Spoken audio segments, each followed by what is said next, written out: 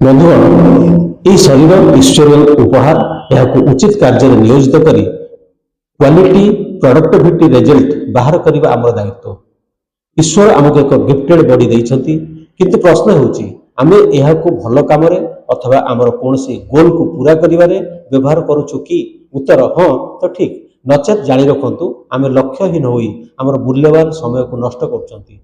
गोल सेतेबेले ही तैयारी हुए जेतेबेले आमे बुझु जे ये शरीर ये मन आम पाखर नियंत्रित। यही शरीर द्वारा आमे कौन करूँ तार कार्य को नहीं फल मिले एवं यार परिणाम को नहीं आमर जीवन तैयारी हुए।